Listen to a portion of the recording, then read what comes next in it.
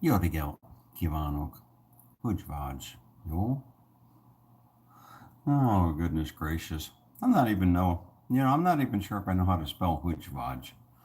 I think it's Hogyvag. Hujvaj. Hujvaj. How are you? I think that means, how are you? Hujvaj. But boy, what I wouldn't give to be fluent in Majad. If I could, hmm, and I could.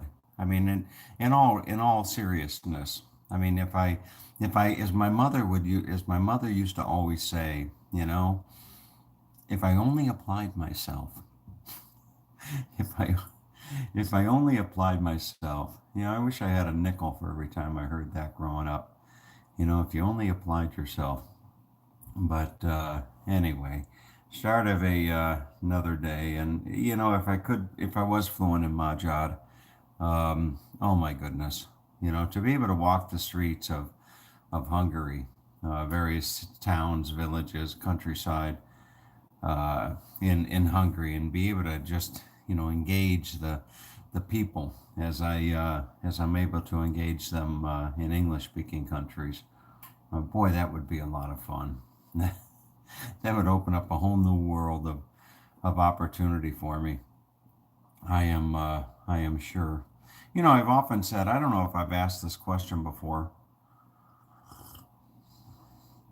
on my daily show, but if you could wake up tomorrow morning having gained any one new talent or ability, any new one talent or ability, if you could wake up tomorrow morning and have that, what what would that talent or ability be?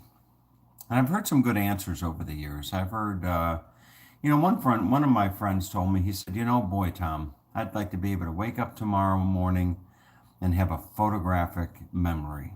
I'd like to be able to see, read something, and just be able to remember it, without any effort, any problem, whatsoever. I'd love to be able to have a photographic memory.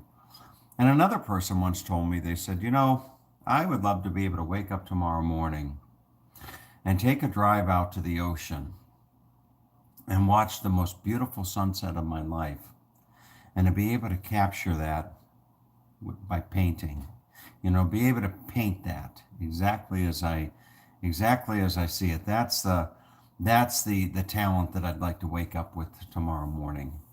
And for me, I would like to be able to wake up tomorrow morning and just go down to the airport, destination unknown, and get on a plane destined for any spot in this world, knowing that I could step off that plane and be fluent in the language regardless of where that plane dropped me off.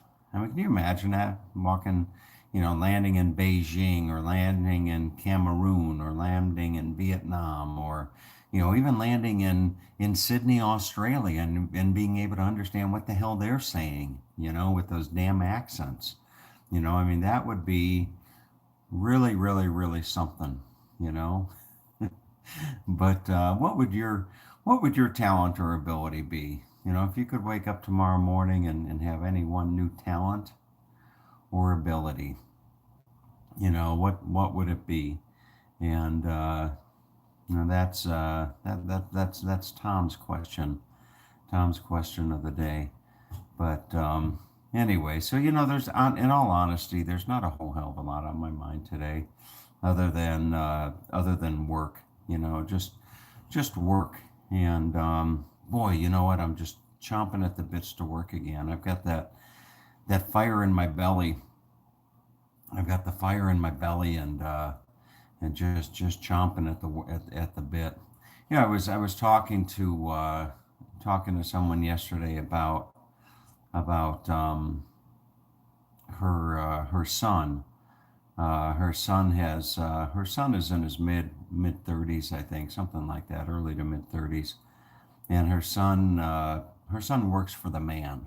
Her son works for the man, and her son has had his really first taste of some international travel.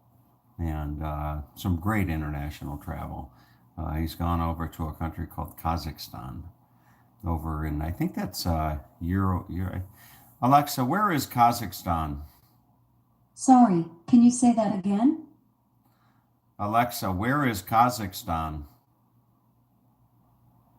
Kazakhstan is a country in Central Asia.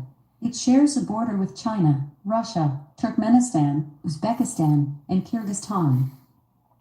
Oh, I can't even pronounce some of those names. But anyway, he went over to Kazakhstan, and just sending back. He's doing these pictures on Instagram, and a lot of the pictures are just stunning. It's just really really stunning to see those. And I was telling this person that maybe maybe his traveling to this place will light the fire under him. Light the fire in his belly. I was trying to think what the correlation with telling you this and what I was saying, but will light a fire in him. And if he gets bitten by the travel bug, and he wants that life where you can just travel, travel at will, travel the world at will. I said maybe this experience will light a fire within, and drive him to find him in a position similar to I find myself being able to travel as I am and or do and what have you. But it takes to be self-employed. You can Google that. What are the characteristics of a self-employed person, or characteristic traits of a self-employed person, or personality traits of a self-employed person, something like that. And to be successfully self-employed, you've got to have that drive. You've got to be self-motivated. You have to have the drive. Um, and if you don't have that, if you don't have that fire in your belly, if you don't have the fire under your ass, so to speak, you're not going to be successful. You're just not. And then the other thing, you got to have the confidence in yourself. You have to have the confidence in yourself. You have to have the patience. You have to have the perseverance, and to be successful. But anyway, I'm just off on a tangent. You see, I'm grabbing for things to talk about because I woke up today and I really didn't have a whole heck of a lot on my mind. And as such, I find myself, grasping for straws, so to speak, for things to talk about. But anyway, I got to tell you, you go through life, and sometimes inadvertently or directly, um, you steer the course of one's life. It's kind of like your life's journey is a boat in the sea, and you're just kind of going through life, and every now and then you'll meet somebody, and that meeting just kind of steers your vessel a little bit this way or a little bit that way, and takes you, in a different life, in a different life direction. Sometimes you'll have an impact or an influence on people's lives and never know it. And then other times you will that you've had an impact on somebody's life. But yesterday I went down to do a video with Rosanna, which many of you saw, and I'll post it in the description of this comment. I'll post a link to it. So Rosanna, shortly after I met her, you never know. When you meet somebody such as myself meeting Rosanna, you never know what they're going to think about the whole video thing. Some people will think it's crazy, it's strange, it's stupid, it's whatever, and then other people will be a little bit curious about it and what have you. But hmm, in the realm of dating, you just never know what to expect. You never know what to expect when you tell somebody that you do YouTube videos and what have you, especially the videos such as I'm doing now, where I just kind of do where I just babble about babble about this or that. But anyway, I went down there not knowing really what to expect with Rosanna, and I was going to meet her son for the first time and see her home for the first time, and and driving down there, I found myself thinking that what had motivated her. I didn't encourage her. I didn't encourage her. I didn't even make a suggestion to her that she does YouTube videos. There was no suggestion on my part whatsoever. It was her that it was her that asked me. It was her that asked me to help her do the videos. To do a YouTube channel, to set up a YouTube channel and help her do a video and what have you. And so that was all her doing. Whether or not that's something that she has been wanting to do for a long time or thinking about doing for, some period of time before I came into her life, I don't know. I have no idea. Maybe it is. Maybe it's something that she's been thinking about for a long time, or maybe she met me and thought, gee, this looks like fun, and she'll do it. And I believe her when she says that her motivation is just to have fun. Because I asked her that, I told her that. I said, you gotta be honest with yourself. What's your underlying motivation for doing these videos? You need to know going in, and you need to be honest going in as to why you're doing these videos. Is it for money, for fame, for recognition, for fun? What is it? And so she said for fun. Hmm. And when I got down there to do the video, when I got down there to do the video, and I was giving her some words of encouragement, giving her some words of encouragement as to how to approach doing the video, how she should, what suggesting, making suggestions as to how the flow of the video should go, with the introduction, with the little stories, personal stories, and what have you. And I really wasn't sure what to expect. I went down thinking, oh, this is going to be quite the process. I'm going to have to, there's going to be, various takes and stop the camera and let me do this again. Let me do, whatever. But, I got to tell you that at the end of the day, I walked away. I walked away from doing that video with her with several thoughts in my mind. One of which, she's very good. She, she's very good at she's very natural, and I think that once I think that once she finds her comfort zone, once she finds that comfort zone and starts to interact with people, like I interact with you, it won't feel like she's talking to a camera. It'll feel like she's talking to you, like I do when I sit here. I feel like I'm talking to you. I feel like I'm talking to all of you that follow me, whether it's Oksana or Mark or Daryl or Skip or whoever it is. So once Rosanna finds her comfort zone, and I don't think it'll take very long, to be quite honest with you. Once she finds her comfort zone, um, just a tremendous amount of potential. And as I was telling her that, unlike myself, she looks good on camera. You know, I said, Rosanna, you're nice to look at. I said, when I do my videos, I'm not nice to look at. Maybe I have a little bit of a soothing voice that helps people go to sleep at night. You know, maybe people, watch my videos as maybe that's what I should do. I should promote my channel as as something to help you fall asleep, you know. Maybe that's what my videos, maybe that's the best purpose, that my videos serve. You just put on my videos at night when you can't sleep, you're tossing and turning. Forget listening to the babbling brook or the campfire or the thunderstorm off in the distance. Just put on a Tom Hall video.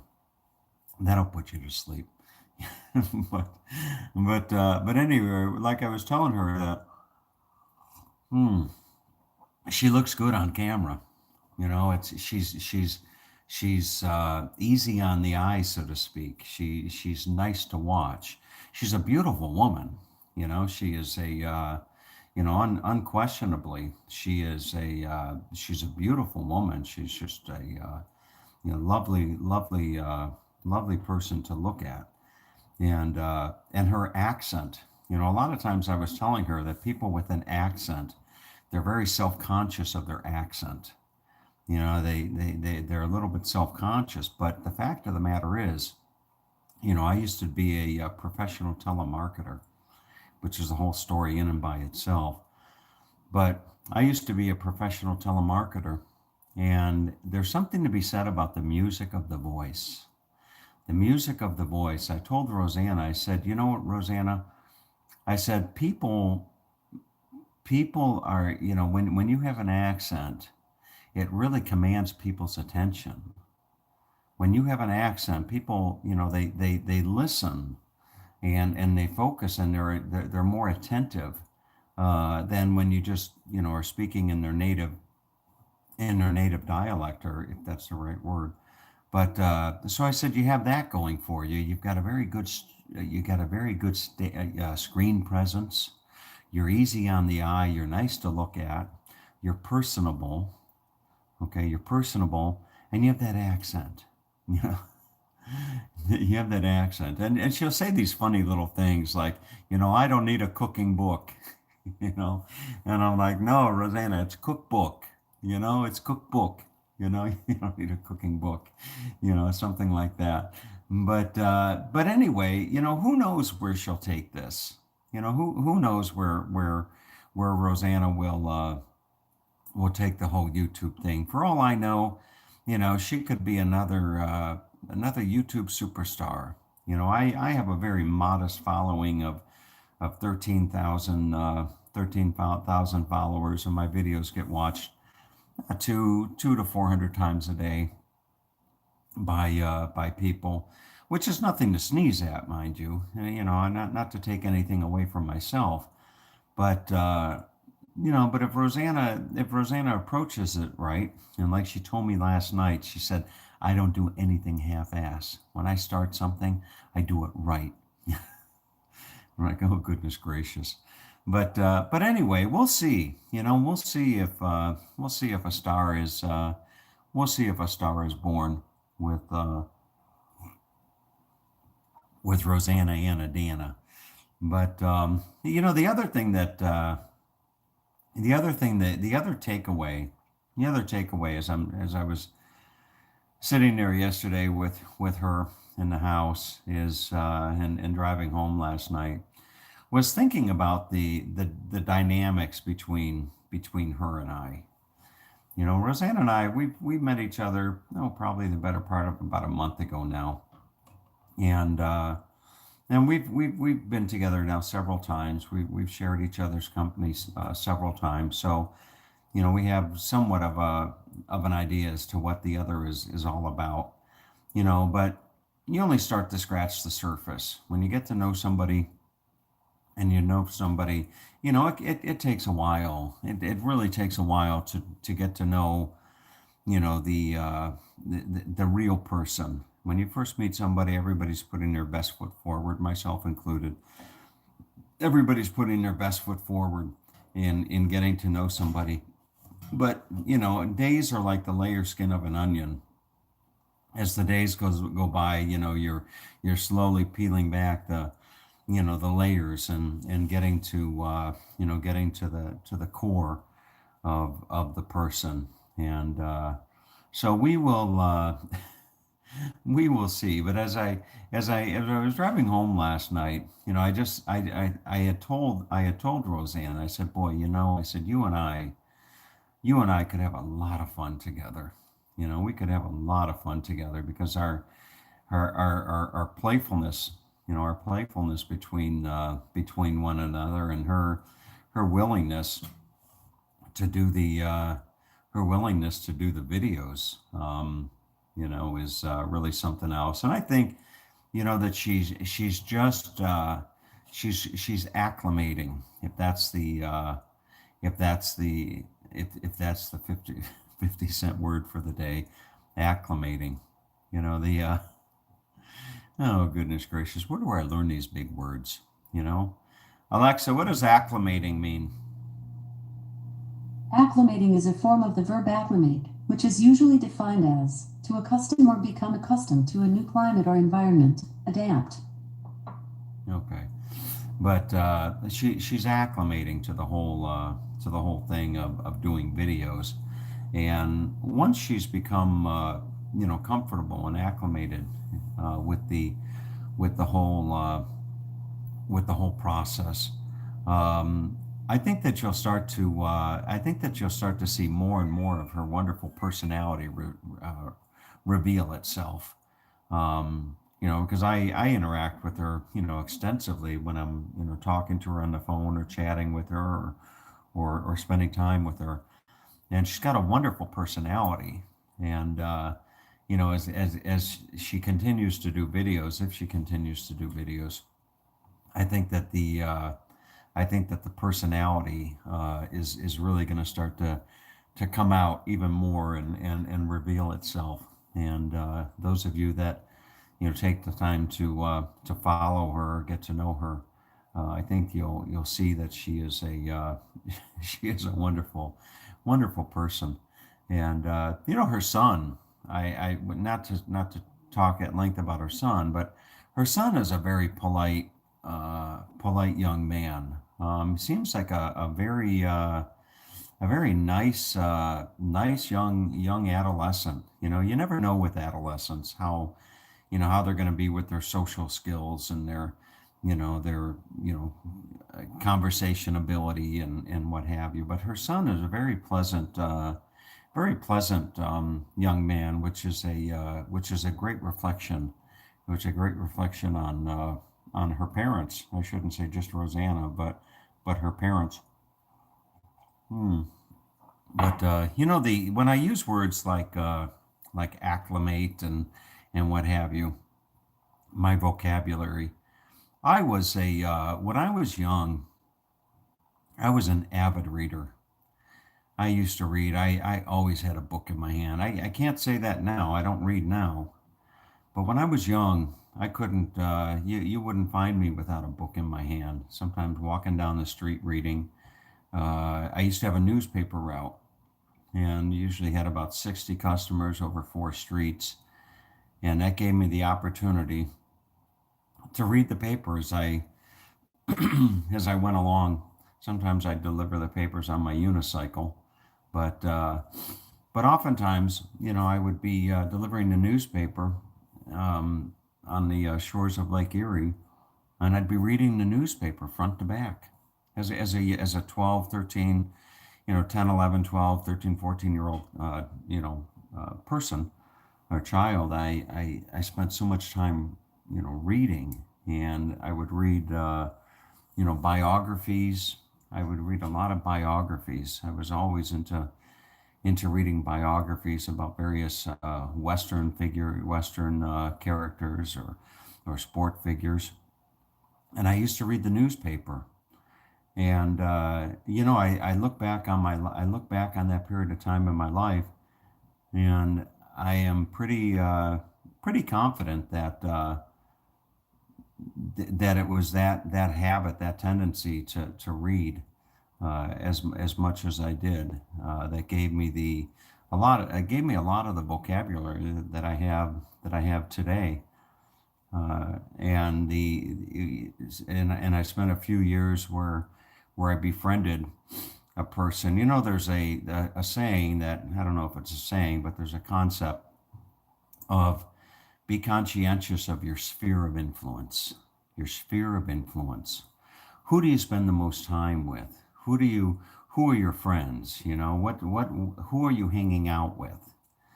And I always tried to be conscientious of that. You know, who was I spending time with? And you know, if you tend to spend time with people that are successful, you'll become successful. If you tend to spend time with people that are, you know, drug addicts or what have you, then you'll probably be a drug addict. But I've always had I've always had some really positive, influential people in my sphere of influence over the years. One of which was a personal lawyer, a personal injury attorney, and he prided himself on the English language. So I actually was friends with him over a period of several years, and he wouldn't hesitate. He wouldn't hesitate to correct my English. He was always correcting my English, the proper pronunciation and grammar and what have you. So when I spend time with somebody, for example, like Rosanna, if she doesn't pronounce something correctly, I'm very quick. I'm very quick to correct her in a constructive way, because I want her to, like I would want anybody that I'm going to spend time with. I want her to be the best person that she can be, and to and you know, speak as well as she can. And you know, it's interesting when you engage people. Like I often tell people, when you go out there into the world and you engage people, your vocabulary speaks volumes about your intelligence. It really does. When you're socializing, you know, when you're socializing or interacting or dealing with people that are educated, when you use improper English or grammar or what have you, it's like a bell going off in their head. You know, it really is. It's like a bell going off in their head, and they think this person's not educated. You know, and it puts you at when you don't speak properly, it puts you at a little bit of a disadvantage. When you do speak properly, when you use proper grammar in English, it gives you a little edge. You know, it gives you a little edge. It puts you in a position where, you know, people may think that you're smarter than you are, in my case. But anyway, that's about it. So let's do let's do the question of the day. I went on I went on yesterday to the weather to the internet, and I typed in Charlottetown, Prince Edward Island weather forecast, you know, or Prince Edward Island weather forecast. And I was looking at the weather forecast for the next 14 days, and it looks rather pleasant.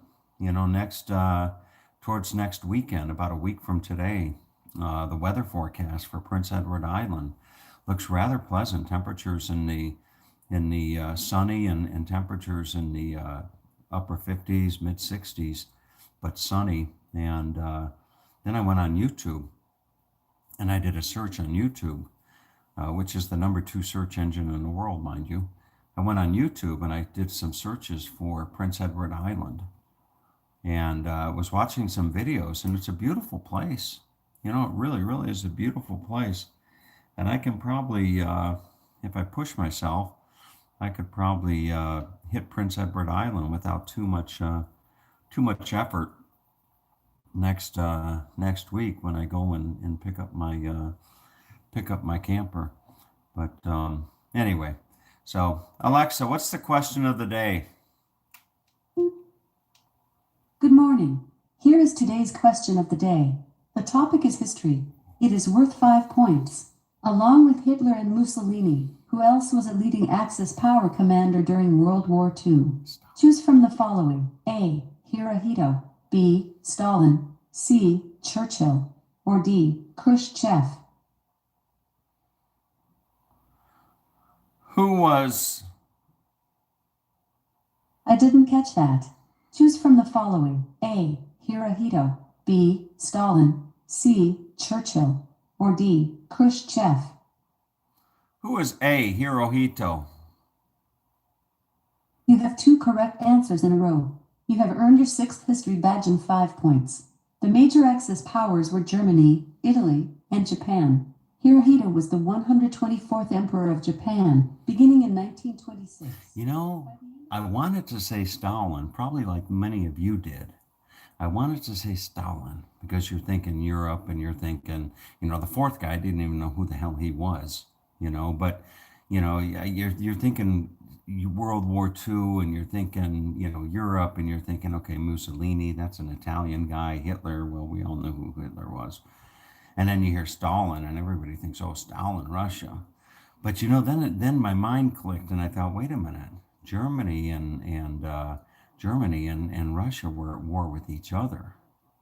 And they were talking about an axis, like an alliance, the Axis. And I thought, well, wait a minute. No. You wouldn't have Hitler and Mussolini, and Stalin together. It had to be the guy from Japan,